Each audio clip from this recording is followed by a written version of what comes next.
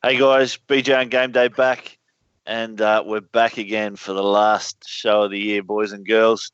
The season's over. The grand final winners are announced. The winner overall was Turbo something with Dez's team. Hampton, mate, you came home a little bit stronger than me, mate. You ended up getting me overall, jumping me in the last week there. You scored all right last week, mate. Yeah, I was surprised by that, to be honest. I was sort of focusing on some of the head-to-head cashiers I was still going in, and then had a look at Lockout. Obviously, it jumped up a little bit in the league, but most importantly, saved us some damage there, which was good, mate. But yeah, it was a bit of a... You've fallen to pieces, mate, in the last month or so, haven't you? Yeah, mate, absolute shocker. Absolute shocker. I think I ended up finishing about 4,500. So, considering at one stage about 8 weeks ago, I cracked the top 1,000 and was going really strong. Mate, the tactics of thinking I had my team set up and not having any trades left really burned me. There were guys there that I just needed to get in that I didn't have, your Batemans, your Manu Maus, guys like that. And, even there, I obviously relied on SJ going into the last sort of 6 weeks, and Cleary with that 180 odd last week really hurt me as well. So, mate, only 980 odd for me last week. I dropped down about 1,200 spots, from 3,200 down to about 4,400. But, mate, you saved us a bit of cash, mate. We've only got to pay out $40 odd, mate, to Headspace and to the Mental League Foundation. So this week I'll be donating that $40 to each of those charities. Yeah, I'll take that, I reckon. Mind you, I've got to donate I've got to donate $50 to your charity as well for Christo's league, mate. You got what'd you win, the overall or head-to-head? Oh, no, I got home in that one, so that was a cool 800 big ones. I'll take that. No, and very it was nice, funny, mate. He, I reckon he had me all weekend, and it came down to the last game, and I had Clemmer and Ponga to make up 150 points. And at some stage, he's taken the R off Cleary and put it on Ponga. So I've inherited Cleary as a pod. Had he left it, I've been beaten by 60 plus. But as it turned out, I won by 100.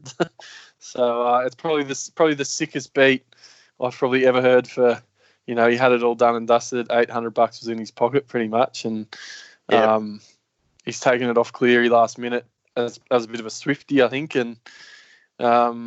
The rest is history. So I didn't actually have to do anything, but pretty sick, poor fella. But shout out to Jace. I think he was, as you'd be, pretty dark about that. Just a bit of a sick one. Yeah.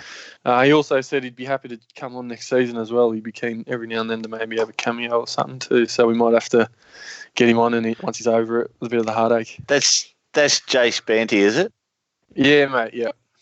Yeah, gotcha, mate. Look, I didn't even make a single... I only had 4 leagues that I was playing in, but didn't make a head-to-head final. I think this year I really tried to concentrate more on that overall, but again, the tactically, it just didn't work. So I'll have to reassess in the off-season. I'm hoping to take the next few weeks not even thinking about Supercoach, but, mate, we've got Supercoach horse racing coming out. We've got Fantasy Premier League. Mate, it doesn't stop. We've got Big Bash in about 2 or 3 months' time. Mate, there's always plenty of fantasy sports on, it seems. Never ends, mate. Never ends. I think, for you, I reckon your big move and shake this year was the buy rounds, and that was the stuff I couldn't get right. I reckon had I got that a little bit better, and I'd maybe be close to that top 1K. Yeah. But to be fair, I don't think I blew out really above maybe 7 or 8K, but I never got any closer than probably 2K. So I reckon I was fairly consistent, but just didn't really make a dent in it at all. It was just summed it up really. But anyway, mate, as you said, there's plenty more of the other stuff to go around. Yeah, the biggest challenge next year for me will be starting off a little bit better. The last 4 or 5 years, I've started off sort of 60, 70, 80,000 after the first week, and it even just seems like that sort of 200 or 300 points you give away is enough to start the rot. I mean, this year the scoring was absolutely sensational. 980 there in the last round. I think that was only the second time all year I went under 1,000. And years gone by, you'd have sort of 9 or 10 rounds under 1,000. So whether the players are watching Supercoach and doing these things more, I've got no idea. But there's definitely more competition out there with the way Supercoaches are playing. But guys and girls at home, just a shout out. You'll see in the background we've got the NRL. I don't even know what you call it. What do you call this game, Bogan? League Live 3, I think it is. Rugby League Live. It's number 4. We've got our head-to-head matchup. We've got in the BJ and GameDay League, we saw Marty and Rangers de Janeiro go head-to-head for the winner. And I'm not too sure whether this game will sort of follow that path, but we'll announce that winner later. But you'll see their two teams playing in the background, just a little tribute to their head-to-head over the weekend. But look, we'll run through the show as per normal, guys. We're going to run through just the results from last week. We'll do it nice and quick. Obviously, plenty of people will be super coached out, but we just wanted to give out all the congratulations. But we'll run through the normal show. So we started off the Thursday night, and the Bunnies getting over a tight one against the Roosters. We'll see these two teams face off again this week in the first week of the finals. Tedesco had a solid game against 78 points. Damien Cook for owners was pretty solid with 70, and a few pods there with Billy Smith and Campbell Graham. Anyone who had those, I did notice actually in a couple of key head-to-heads, there were blokes who had Billy Smith, so I've got no idea how that works.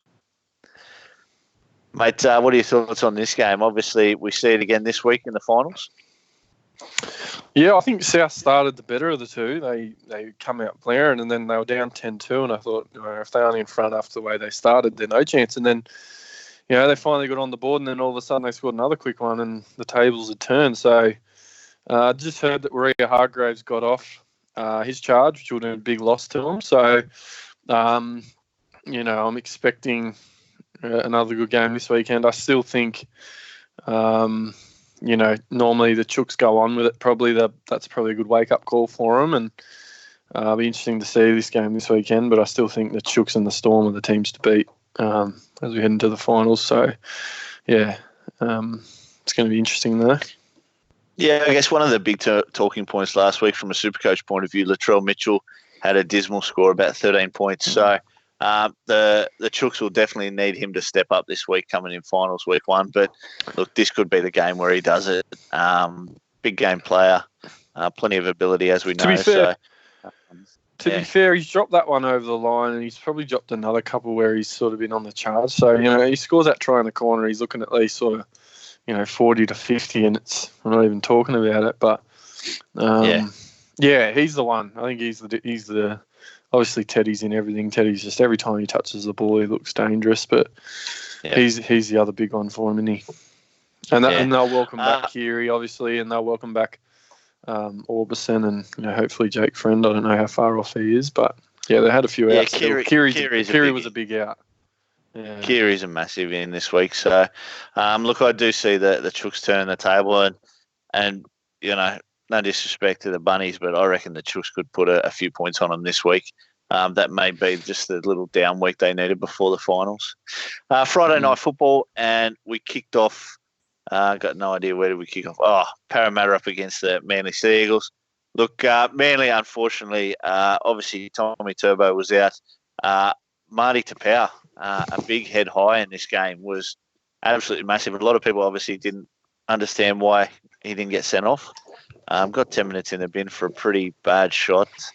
And, make a Sevo, mate. Super coach. Look, plenty of great rookies out of this season. It'll be interesting to see how many guys go on with it next season, buddy. Yeah, and I think we called it earlier. It was sort of like poor man's semi or semi 2.0. And, it's quite funny. I think that was a couple of years ago. I don't know if it was last year or in the last couple of years. I just know because Semi got me over the line as a pod in a comp last year in the last round of the season, and then in draft he got someone home a couple of years ago. But they both had huge finishes to the year, and he's done that as well. So it'd be interesting to see if Semi made it back, if he ended up getting back to Para. Imagine, having Semi and Siva on two wings. But what a great season! He's finished top try scorer in the NRL in his debut year. Obviously, Payne Haas has been massive, but this guy would have to be close to best rookie of the year apart from Payne Haas if he's eligible. So, Manly, I think are going to be wounded. Lost a few in a row now. No Turbo. Sirenen's now gone. I don't know if Marty got done, but I think they're pretty wounded. And who's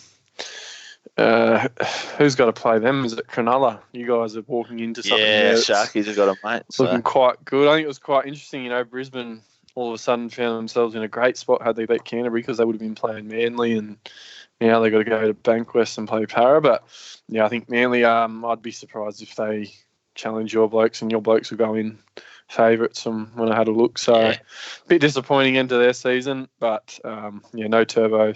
They don't threaten too much. Yeah, well, look, the Sharkies, I don't think it's any sort of coincidence or secret that over the last sort of few years, Manly have been our bogey side. Desi Hasler's always sort of coached them quite well before he went to the Bulldogs, and since he's come back. So no doubt he'll have one or two tricks up his sleeve. But, very depleted Manly side at the moment. So, mate, Adam Fanua-Blake, massive season in Supercoach. Never really rated him as how good he's been. But just a tackle busting, offloading, try scoring, just a brilliant all-round player for Supercoaches. Yeah, and the big thing with him is he's a big boy, but he's getting the minutes as well. It's pretty crazy how big the minutes he's been getting as well. There's been games where I don't know if it's been multiple, but I know he's played 80 at least once, but he's out there a lot of the time, which is a bit surprising if you look at him. But yeah, he's just a handful. He's only going to get better. He'll keep doing that. He's definitely had a breakout year, and I expect he'll continue that into next year as well. So well done to anyone that got on him early. But potentially, I think it was interesting this year. There was a number of forwards that going into this year you thought you couldn't not have them, like guys like Gerbo, and you could argue someone like Sam Burgess perhaps, and those guys are now not really Burgess, forgets that they once were. Crichton, maybe I don't know. Arrow, could you argue Arrow now? So there's a few of these young blokes now, like your David Feeders, your Payne Haases, your Fanua Blakes, your Fisher Harrises. That all of a sudden there's a few more options out there. Your Murrays. So yeah, it's going to be interesting from next year, and Batemans and those kind of guys. I guess I look at next season and we look at Cam Smith this year. I think with the breakout season that Cookie had last year, a lot of people looked at Cam Smith and thought, maybe steer away from him and just go Cookie this year. But Cam Smith, mate, he stood up and he's just shown that, despite his age, he's still got plenty of ability on the football field and Supercoach wise. So, buyer beware for obviously those guys next year. If you do avoid the Gerbos and that, these guys could just bounce back and have a really good off season, get fresh, get injury free, and come back and just, score the lights out in Supercoach. So, yeah, definitely something to consider for next season. And, mate, the second game on the Friday night, we had the Storm getting over the Cowboys. Look, a little bit of a nothing game, this one, with sort of what was on the line. The Storm rested a few. The Cowboys were brave, but at the end of the day, the Storm just that little bit too classy. Pappenhausen, absolutely huge. Ryan Pappenhausen. I know that I'm pretty sure the guy who won it got him in this week or last week from Turbo. So, he's just been a massive, massive pod for anyone who did have him over the last few weeks, especially considering the form that Turbo took in before his injury.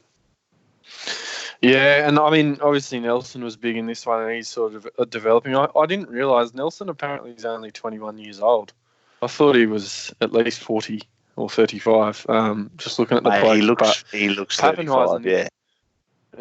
He's scary. He's going to be very good. I know Smith does a lot of that for him because he hits a line short and plays well off Smith. But yeah, it's scary to think how good Nelson will be. But Pappenhausen, mate, he is something else. Have had a much closer look at him over the last couple of weeks, and he, from what I've seen, that score there, that 85 has come from effectively it's just base points and tackle breaks. He's in everything. He had a line break, but that was about it. No try assists. His energy and he's just popping up everywhere. I think, if he can continue that form, he's going to be very quickly one of the best fullbacks in the game as soon as sort of next year, in my opinion. I think obviously it's going to depend on what cheapies and such, but for established players, he's probably going to be the highest percentage owned next year purely because his average, considering he started so many games off the bench this year, may bring his price down. I think at the moment he's priced around about 620 or 650K to finish this season. That starting price next year will drop considerably because of what his average will be. So my tip is a lot of people are just going to start with him and hope he continues on this form next year. Yeah, and I reckon I was looking because I thought, if there's someone you could go as a roughie for like a is it the Clive Churchill best on ground in the grand final 4 weeks out. He was someone that I couldn't find the market on Sportsbet, but I was wondering about it because it's just crazy. He's to think he's played a handful of games or whatever starting in fullback, and it's crazy. All of a sudden now you've got this guy as well as your Teddies and your Turbos, and he looks as dangerous as any of them. Yep. Saturday football, and first game up on the Saturday we saw Canberra Raiders take on the Warriors, and the Warriors getting up in a tight one. I think they scored a try with about 3 or 4 minutes to go. So a little bit of an upset here, and sees the Raiders finish 4th on the ladder, taking on Melbourne the first week of the finals. But Joshy Papali finished off a huge season for Supercoaches. Probably not one that is most commonly owned, but didn't really let any of his owners down this season. Plenty of good football. It was Queensland's best in State of Origin. This guy just continues to be a great player. A few off-field discretions with drink driving and things like that. But, really, really good player, Joshy Papali. Yeah, and obviously in a side that they had a few out as well, he was, best on ground for sure. And I think the credit to the Warriors, this was a bit of a stinker of a game for some of the... Well, I had Croker in it, and that was a bit of a letdown. But I think the Warriors might have gone close to scoring try of the season. The Tuivasa try that had about 46 passes in it on the last tackle there. It was an amazing try. But mate, I was at work during this game, and I didn't see it. And about 20 minutes ago, I actually watched that try for the first time, and he started it on the 45-metre line. And I think probably Tuivasa he never scored the try till his 4th or 5th touch in the play. I kept expecting him to just get the ball past to him, but they went from the right side to the left side, back to the right, to the middle. Absolute phenomenal try. So there's been some absolute crackers this year. It'll be interesting to see which try of the year does take the title. So, yeah. And thoughts on Hudson Youngblood? Look, yeah, I've seen the replay. Again, as I say, I didn't see it live, so I didn't really see it with the commentary that was around it. I know there's a lot of people sort of very, in a bit of an uproar about it. I looked at it, and I guess my view, the way I saw it was after Pompey came out and defended him. So, yes, it looks bad. And considering the bloke's been outed for a similar thing before, I do think he'll face a suspension. I think 20 weeks and things like that people are talking about is a little bit harsh, but at the same stage, like, a head high or I don't know, any other kind of tackle. Look, at the end of the day, eye gouging, eyes are probably one of the most sort of, precious things we've got in our body that you can't really replace once you've sort of lost them. So if there is any seriousness to it, yeah, he should get a suspension, but I think the 20 weeks people are talking about is a little bit steep. Your thoughts, mate? Yeah, I just wonder what his thought process is. I don't know if the first one he's tried to, is the ball under there? Can I get my hand under it? Because he doesn't really see what he's doing. And then the second one, it's just a bit bizarre. I don't know what he's doing in there. Obviously, Pompey doesn't reel out of it. Like, he's had his eyes gouged, which you'd expect if someone's copped a good finger, but. For me, I think he's only a young fella as well. He's done it before. I think he's already served a ban for. I know it wasn't necessarily him, but it was some sort of drug-related, like performance enhancing or some banned substance that he's taken. So, Yeah, it's interesting, and he copped a serve. Finchy obviously told him what for, and there's been plenty of NRL players that have come out and saying, it's just not on. But, I'd be interested to hear what he'd have to say. And I don't know if Pompey sort of just backed him from the, he's just sort of tried to do him a solid by saying there was nothing in it. But what is he thinking? Dead set as well. There's 35,000 cameras on the bloody field at once as well. Like if he's that's it, isn't had it? a brain They see explosion everything. or... Yeah. If you think you can get away with it, you're an absolute idiot. But I think he could cop something big, which is a bit of a concern for a young fella. But I think he'll be sitting in the judiciary as we speak at the moment, actually. So maybe by the end of this, we might hear out of what's come of it. But it could be big. Yeah. Second game on the Saturday afternoon, and I can't remember who played. Obviously Bulldogs getting over the Broncos. So this cost the Broncos that 7th spot and getting to play Manly. Nick Meaney, solid game, 124 points. He's actually got plenty of ability, this bloke, and I like the Dogs with Watene Zelezniak at the back and this guy on the wing. I think he probably threatens plenty from out there. So really good game from him. Josh Jackson, another cracking game. So he's finished off the season really strong. Meanwhile, for the Broncos, a couple of key names up there with Payne Haas and David Fafita, as well as Katoni Staggs, who's had a good one. But the MILF, Anthony Milford, cracking the ton. It's pretty hard to even support the MILF, mate. He's had probably another shocker of a season. He's really been forgotten by super coaches, mate. Yeah, well, I think it was a couple of years ago. It was the must-have that we started with. I think was it going into last year or something like that. Yeah. And I mean, he's now switched to fullback. He's a little bit more of an exciting prospect being back there. And, once he gets a full pre-season under his belt and if they can sort of figure out what their halves combo will be, I mean, I don't know how much longer Boyd's going to be there for. But I think pretty crazy about that, the scores there. They've only scored 14 points. So for a couple of them to sort of go as big as they did, considering the amount of points they scored. But... what could have been for the Dogs? They look really good. Just a shame they started the run just probably a couple of games too late because they've caused troubles for everyone. Yeah, look, obviously Dean Pay's copped a lot of flack this year and with about his team and changes and things like that. But, it looks like his sort of plan's starting to come together. I still think they're unimaginative in attack. I think with blokes like Watene Zelezniak and Meaney on the wing and Hopewadi, there is the potential there. But until that game against the Broncos over the weekend, they really hadn't put more than 20 points on the board for a long time. So, it's some positive signs. Whether they can take it into next year and through the off-season, we'll just have to wait and see. But the Saturday night game Rumours floating around about Semi maybe going to Dogs. Can they chuck $1 million at him? But, I mean, they're only speculative, obviously, but it'd be interesting if they could get someone like a Semi. Obviously the Dogs, they've had their salary cap dramas in the past, and they seem to have reined that in a little bit, and they've gone through their sort of penance and season of sort of second-rate players. So they may have a little bit of a war chest starting to build up, and whether they can look. I've heard a few different names. I've heard obviously them going after Latrell. I've heard them going after Turbo and Gerbo. Now Semi. There was some talk there that Jesse Ramian, they were trying to get him. I don't know whether it starts in the back. So I know that's a weird thing to say. Like, obviously, their forwards are solid with your Corey Harawira-Nira, Josh Jackson. I'm just not too sure. Obviously, we speak about their attack being, very average.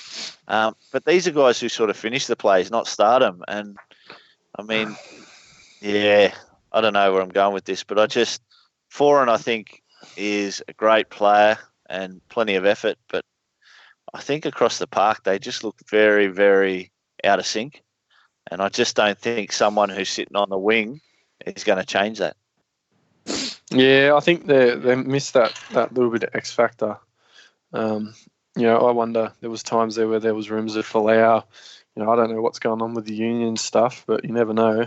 But we'll see. It'll be interesting to see how they go next season. But they seem sort of bland. You watch them, they're not going to. put 40 on a team, but they're going to grind it out. And it's very sort of Melbourne-like, Yeah. I guess, an old Melbourne sort of style, but yeah. Yeah. And, the Dragons and the Titans finished off Saturday night football with the Dragons getting up 24-16. Got to be honest, mate, I didn't watch this game, but obviously from a Supercoach point of view, a few names there we're familiar with Jai Arrow. Tim Laffey had a good bounce back, Ewan Aiken as well. Benny Hunt turning up with 116 to finish off the season. Quite nice. Yeah, well, I wasn't watching it either because 15th or 16th, what a classic match that would have been. But in our draft league, mate, as you were aware, there was a couple of the lads that was sort of, one of the lads had Sivo, so it sort of looked like it was over before it began. And then one of our fellas has sort of Captain had to Hunt. change his captain and put it on Hunt. He's also had Laffey. So it was quite interesting watching the back end of that game because it ended up probably sealing the deal for Stevie Woods to get in the win in our draft. But yeah, a bit of a stinker. It was quite funny. I remember some of the coverage. Fatty was absolutely into him about, there'll be 40, it'll be 40 all or 50 all, and what a pearler of a game. He was also ripping on, they were talking about the Penrith Newey game on the Sunday, and what a pearler of a game that's going to be. He was just taking the piss. It was pretty funny. Yeah, mate, Channel 9 didn't get the best spread of games over the weekend. No. Sunday footy, first game on the Sunday, and the Sharkies getting up over the West Tigers to seal their spot in the 8th. Obviously, this was a do-or-die match for both teams. A draw would have seen both teams get in, the Broncos out, which I think was the fan favourite result. Unfortunately, it didn't happen. Big story out of this one, Paul Gallen kicking a field goal with 2 minutes to go. What a legend.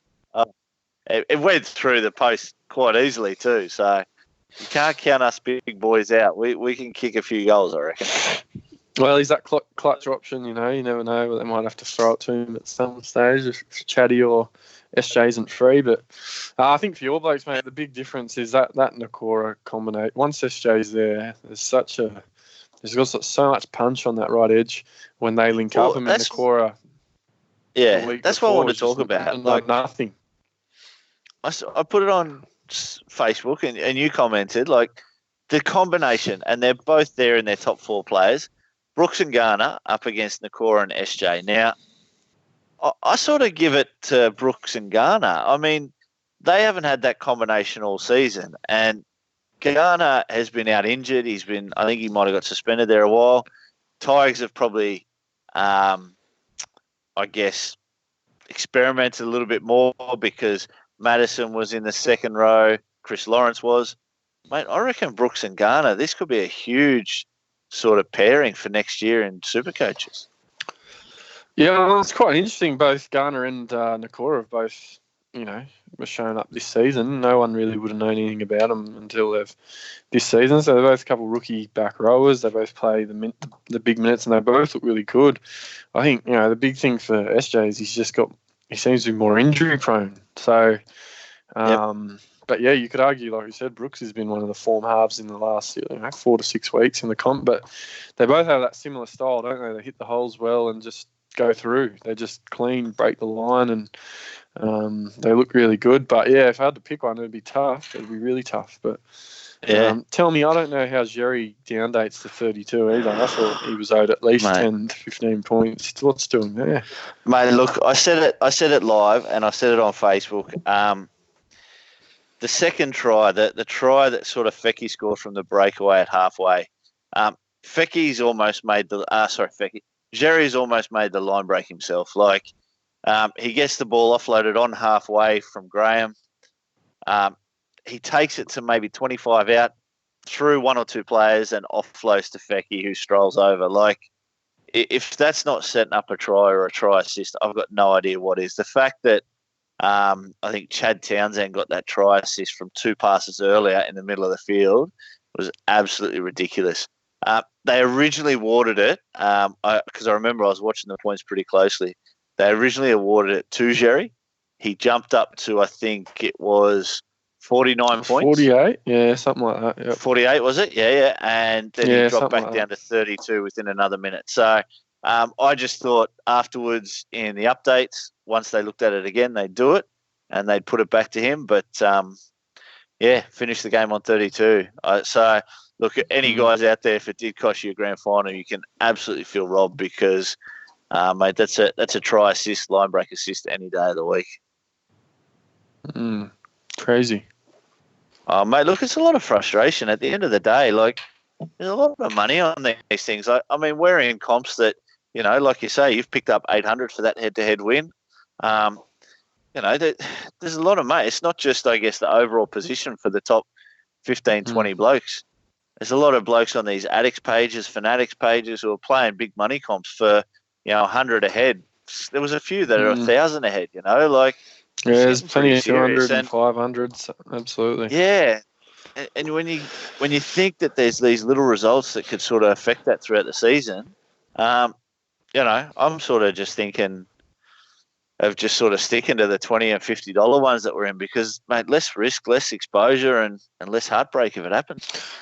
Oh, and, I can understand if you, revise scores once after the original, but like some of the stuff we've seen, I was in a work comp where it's sort of just, the prestige of winning it. So it was really close in that grand final. And within that, like 2 or 3 hours or whatever it was leading into lockout, like the scores changed, for some players multiple times. And I just don't understand what they're doing. And I know what the I AFL, don't understand.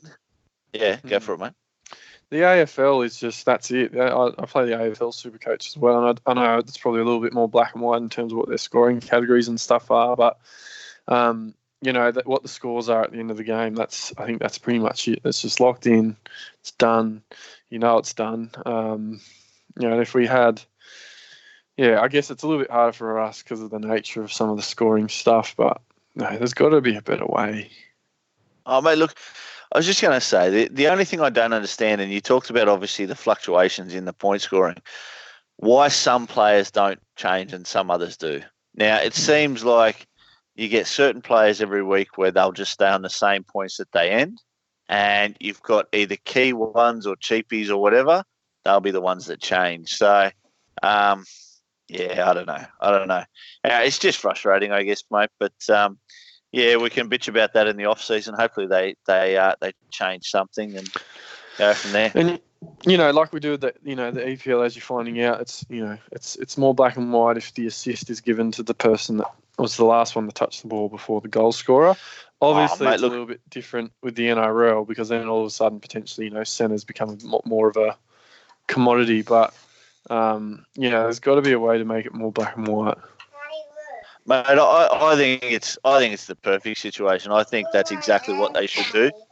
Is the last touch, hey Ollie, the last touch should be who gets it, whether it is the centre, whether it's whoever, But change the points. Like if 12 points is too much for a try assist, change it to 8 points, and then I agree that the try contribution should be there from a playmaker or something like that. But it removes the conjecture around it, right? Like if you just go, okay, last touch was 8 points, and then you still have your try contributions as well. But obviously, then it changes probably a bit of the dynamics around who are the guys you got to bring in. But again, it just removes that that confusion around who's going to get what, and it's just set in stone, black and white. You know what it is, which is really important, I reckon. But it's probably never. I know as a rugby league sort of fan, it's not always the last man that is the one that's done the work. But Supercoach wise, I think it'd be handy. Just makes more sense. Final game of the round, mate, and your boys copped an absolute hiding. Obviously, Nathan Cleary scoring a massive 186 points. All of his owners, I saw a few people captain him, surprisingly, but there's always going to be a few. Massive score there, 54-10. Clement continued having a great season, 75 points, so well done to him. Mate, not much to say about this one. Both of them sort of out of finals contention, but from a Supercoach point of view, Cleary obviously got the job done. Yeah, I think it was funny. I was sitting on the lounge last game of the round, and it was funny. At this point, I eventually figured out old mate, Cleary was me pod, and he's gone in and tapped me. This is sort of wondering why I'm cheering that a Penrith player's gone in. He scored a double in the first half, and I'm cheering because we're done and dusted. It doesn't mean anything. Clem has done a couple of things as well, but I think Penrith good on them. They probably a bit of a letdown for a lot of their fans as well, carrying on like they'd won a grand final. But I can understand, try and make the most out of the last game. But tell me, what's going on with Kalen Ponga? Is he signed with the All Blacks yet, or he's just not there? Mate, he's not been there. Yeah. He there's a lot of decisions to go about next year. Obviously, I think mentally it's going to be one of the biggest challenges for him. Supercoach aside, he seems to just not show up at all. You look at a bloke like Teddy. Teddy seems to be more consistent this year than ever before. I know there's been some weeks where he scored that 40 or 50, but if you're getting blokes like Kalen Ponga scoring 13 or 15 or whatever it is, when at the end of the day you're the focal point in attack for your team, there's some things going wrong. Well, I was looking at the Rugby League Live, mate. Marty's in front 24-6, so looks like it's going to mirror the result from the league. Teaser of what's to come, maybe. That's right. Guys, just to finish off the season, obviously, feel free to follow us on Twitter and Facebook. We won't be too active in the off-season, but probably once it gets to the turn of the year and Supercoach comes back out in sort of late January, we will start the videos preview on the season and things like that. So, give us a like, give us a follow, everything like that. Mate, onto the league. Obviously, no trades this week. Onto the league, top scorers from last week. And the two winners, look, obviously ironic this year. Marky with the fucking Cowboys won the bottom 8 league with 1248. He managed to get over Kane Anderson. And Marty, 1190, as you'll see, gets over the top of Rangers de Janeiro. So a little bit of a fan favourite there with Marty getting up. And, mate, you played pretty solid this week, 1146 to get the bronze spot. Yeah, good to see a couple of the boys from season 1 still doing their thing as well, mate. Obviously, Marky and Marty from last season. So well done, gentlemen. Good to see. Definitely. And, mate, that takes us into the overall for the league this year. And, look, no surprise here. Charlie White, go for it, Bogan.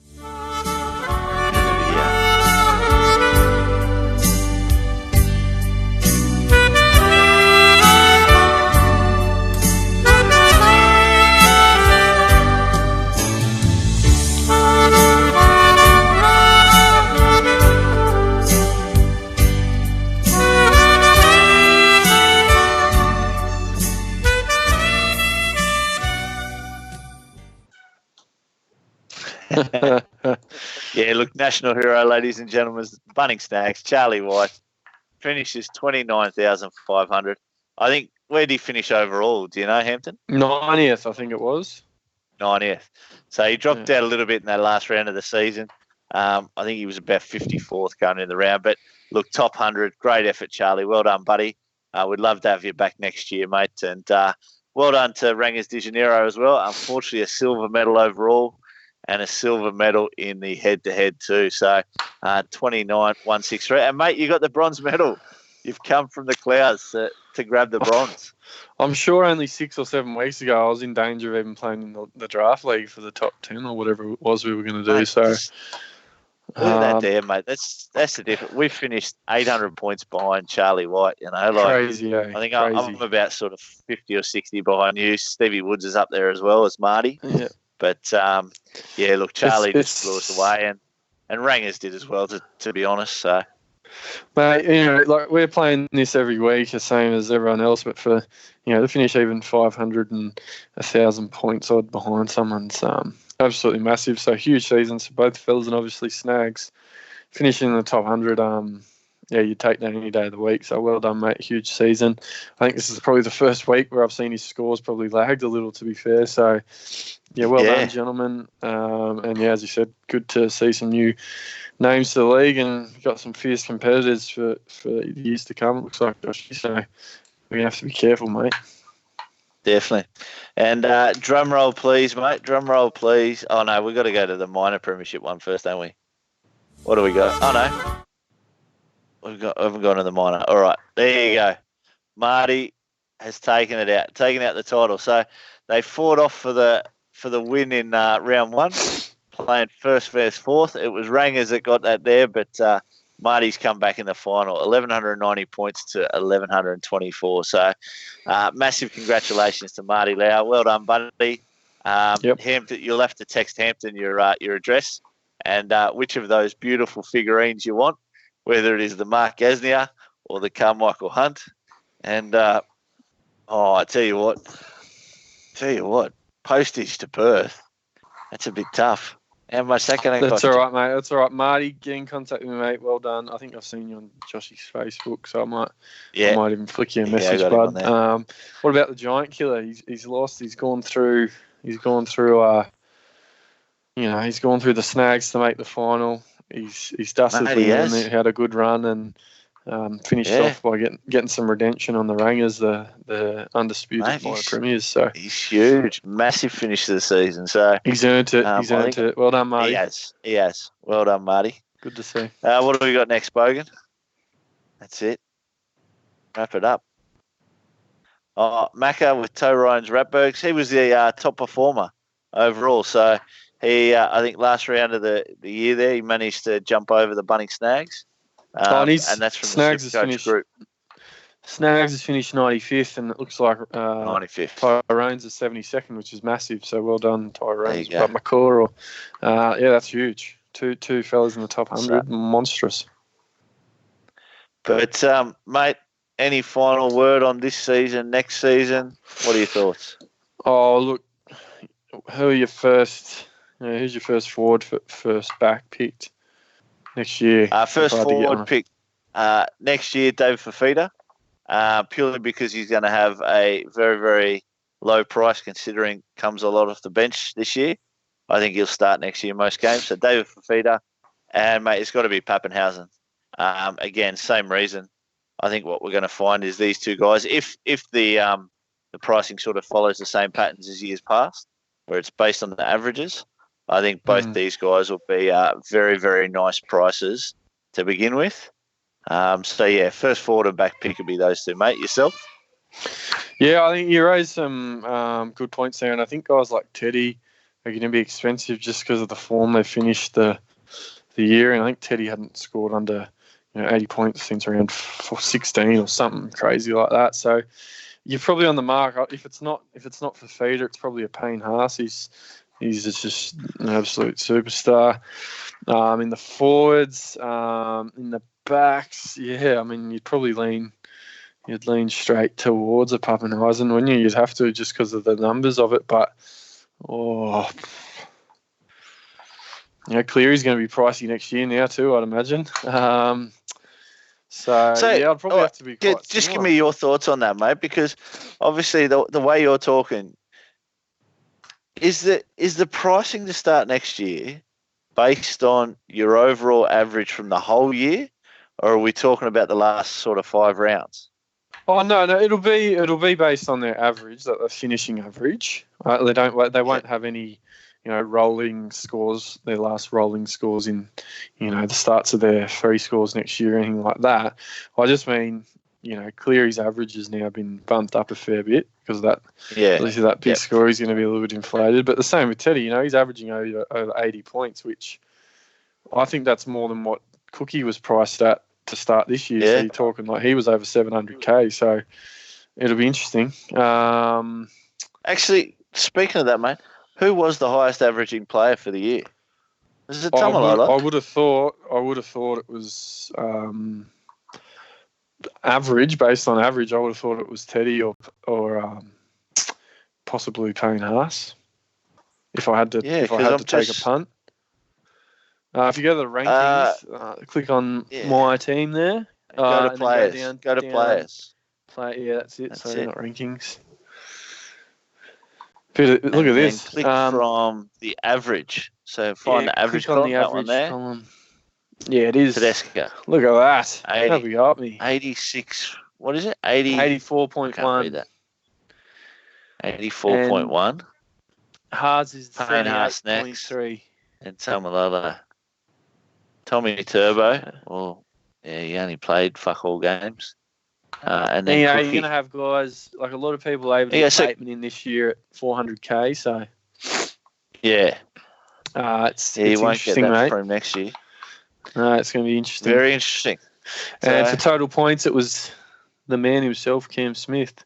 And he's actually played every game this season, which is pretty crazy. Yeah, too. hasn't missed a game. Missed a game. So, Mr. 400, Mr. 500, whatever you want to call him. But mate, I've got nothing else.